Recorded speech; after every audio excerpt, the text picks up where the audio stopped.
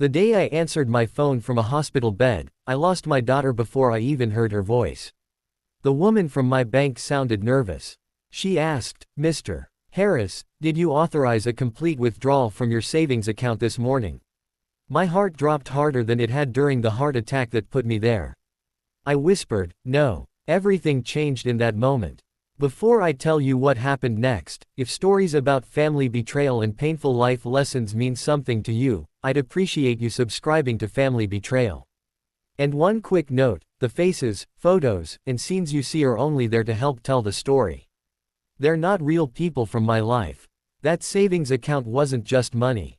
It was 34 years of overtime, missed vacations, birthdays spent working double shifts, and every dollar I promised myself would let me retire with dignity.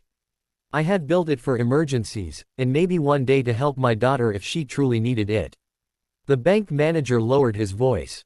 Someone came in with identification and signed the withdrawal forms. The signature looked unusual. That's why I called. I asked him to email me a copy. When the document arrived, my hands started shaking. The signature looked almost exactly like mine. Almost. One letter was wrong. Only one person had ever practiced copying my handwriting. My daughter Emily. Years earlier, she'd laughed while forging my signature on one of her school permission slips. I had scolded her, but we both laughed about it afterward. I never imagined that childish trick would someday empty every dollar I owned. I kept telling myself there had to be another explanation. Maybe someone forced her. Maybe she was protecting the money. Maybe. Then the bank manager quietly said something that froze my blood. She wasn't alone. I stared at the ceiling of my hospital room, wondering who had walked into that bank beside my little girl, and why they both believed I'd never make it home. I couldn't stop replaying those words in my head. She wasn't alone. Every excuse I'd made for Emily started falling apart. I asked the bank manager if he could tell me anything else. He hesitated before saying, "The security cameras show a man with her." He never touched the paperwork, but he stayed close and seemed to be telling her what to do. I already knew who it was before he said another word. Her boyfriend, Ryan. I had never trusted him. He always had a new business idea, a new excuse for being broke, and a new reason someone else owed him money. Emily defended him every single time. She told me I was judging him because he didn't have a college degree. I wanted to believe her, but something about him always made my gut tighten.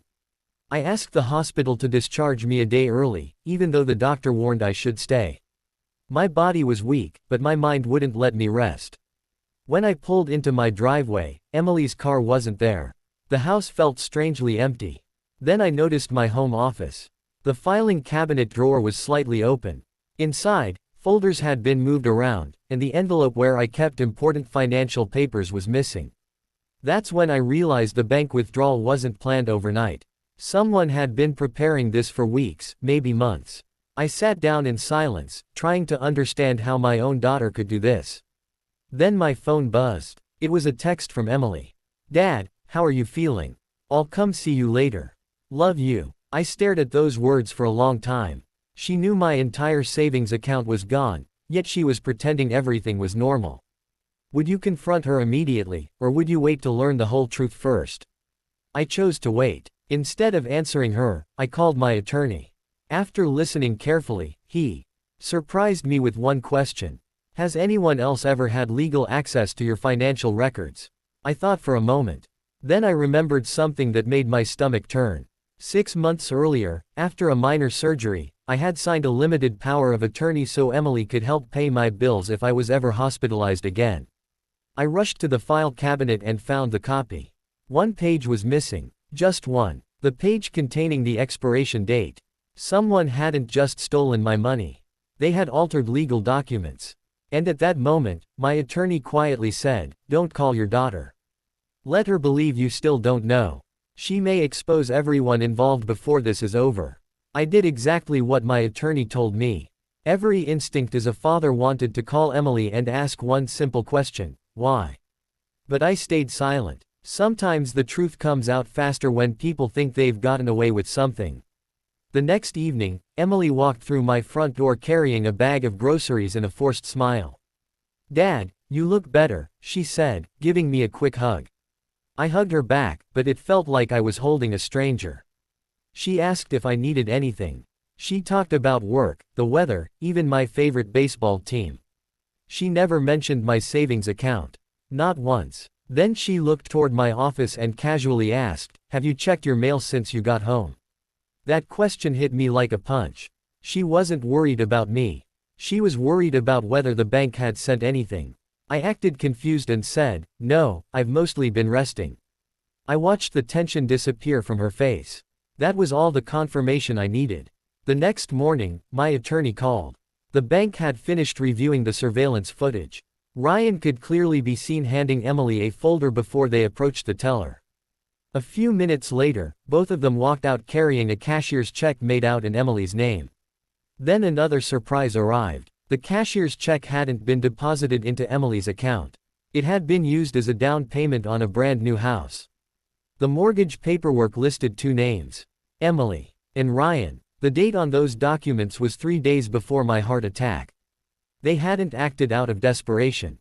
They had planned their future using my retirement money before I was even lying in a hospital bed. That realization hurt more than losing the money itself. I barely slept that night. The following afternoon, Emily called me, sounding cheerful. "Dad, Ryan and I have a surprise. We'd love for you to come see it this weekend." I already knew what the surprise was. I smiled into the phone and said, "I'd be honored." She had no idea my attorney had already contacted the bank's fraud department and the county prosecutor. She thought she was inviting me to celebrate the house she believed she'd stolen forever.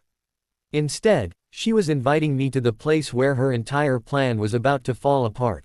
When I pulled into the driveway that Saturday, Emily and Ryan were standing on the front porch, smiling like they had just won the lottery. A big red bow was tied to the front door. Emily hugged me and said, "Dad, welcome to our new home." I looked at the house, then at my daughter, and wondered how she could celebrate a dream built with the money I'd spent a lifetime earning. Ryan couldn't hide his pride. "Pretty nice, isn't it?" he said. "We finally made it." I nodded. "Yeah, one way or another, you did." Before either of them could ask what I meant, two unmarked cars slowly pulled into the driveway. The smiles disappeared. My attorney stepped out of one car. Right behind him came two investigators from the bank's fraud unit and a detective. Ryan's face turned white. Emily looked at me, confused. "Dad, what's going on?" I finally said the words I'd been carrying for days. "The bank called me before you got home." The detective explained that surveillance footage, altered legal documents, forged signatures, and financial records had already connected everything. The missing page from the power of attorney had been recovered. The teller had also recognized Emily and remembered Ryan coaching her through the transaction. Ryan tried blaming Emily. Emily broke down and admitted Ryan had convinced her that I was old, sick, and would never notice the missing money. She said she believed they would pay it back someday. But someday never erases betrayal. The house purchase was frozen. The remaining funds were recovered, and the property became part of the legal case. Ryan was arrested at the scene. Emily wasn't taken away that day because she agreed to cooperate fully, but she still faced serious legal consequences for her role. Months later, she stood in my living room crying harder than I had ever seen. She apologized over and over, not because she got caught, but because she finally understood what she had destroyed. I forgave her for my own peace, but forgiveness didn't rebuild trust. That would take years, if it ever happened. I learned that the deepest wounds don't always come from strangers. Sometimes they come from the people you spent your whole life protecting. If there's one lesson my story taught me, it's this: love your family with all your heart, but never ignore the warning signs simply because they're family. What would you have done if your own child had betrayed you like this? Let me know in the comments. If this story stayed with you, share it with someone who believes family should always be built on honesty. And if you haven't already, subscribe to Family Betrayal for more stories that remind us how fragile trust can be, and how strong the human spirit can become after it's broken.